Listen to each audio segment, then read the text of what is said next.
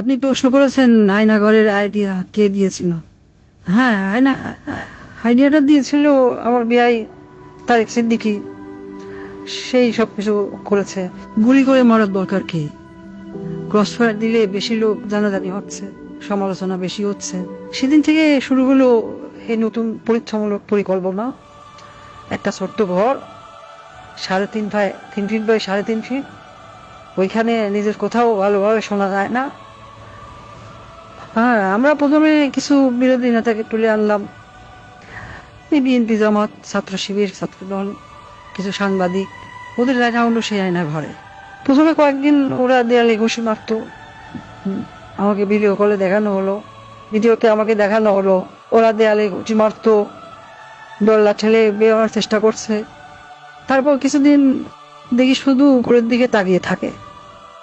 তারপর এক সময় ক্লান্ত হয়ে শুধু উপরের দিকে তাকিয়ে থাকতো। প্রথম কিছুদিন কেউ বুঝতে পারতো না কতটা সময় গেছে, কয়দিন তাদের আটক রাখা হয়েছে। খাবার অনেক কম দেওয়া হতো, খাওয়া কম দিতে বলতাম, পানিও খুব সীমিত। কেউ কেউ নিজের আয়নায় নিজের প্রতিবিম্বকে দেখে সূত্র মনে করত, নিজেকেই আক্রমণ করা শুরু করলো। নিজের দেয়ালে নিজের হাত দিয়ে ঘুষি মারলো, হাত রক্তাক্ত করলো। আমার সবচেয়ে সুন্দর দৃশ্য ছিল যখন একজন সাংবাদিক, কি যেন ওর নাম, হ্যাঁ মাসুদ, নিজের নখ দিয়ে নিজের মুখের চামড়া ছিঁড়ে ফেলা শিক্ষা করছে। আমার পছন্দ হলো। সারা দেশে আরো বেশ কিছু এরকম আয়নাঘর বানালাম। যুদ্ধপরাধী রাজাকার ছেলে মেয়েদের সেখানে বন্দি করতে বললাম। মাঝে মাঝে 2-1জনকে ছেড়েও দিতাম। ফিরে এসে কেউ কিছুই বলতো না, ওইভাবে বলে দিয়েছিলাম যেন কেউ মুখ না খোলে। ব্যাস, সাপও মরলো না, লাঠিও ভাঙলো না।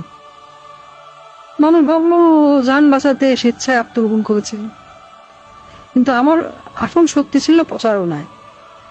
আমার দলের নেতা কর্মীরা, তারাও এই ব্যাপারটা বিশ্বাস করতে পারে। সত্যকে আমরা এমন ভাবে ধামা চাপা দিয়েছি, কেউ বিশ্বাসই করতে পারছে না আয়নাঘর আসলে ঘর বলতে সত্যি কিছু ছিল। আমি হাসলাম, কারণ কেন জানেন, একবার যদি সত্য মিথ্যাকে আর মিথ্যাকে সত্য বলে চালিয়ে দেওয়া যায়, তাহলে আর কিছু করার দরকার নেই। মানুষের মনে সন্দেহ ঢুকিয়ে দেওয়াই যথেষ্ট। আমার বাবা বলতেন, একবার যদি কেউ নিজের চোখে দেখা জিনিসকে সন্দেহ করতে শেখে, তবে সে নিজের জীবনের উপর বিশ্বাস রাখে না। তখনই তুমি তাকে সম্পূর্ণ দখল করে দিতে পারবে। আমি তাই করেছি।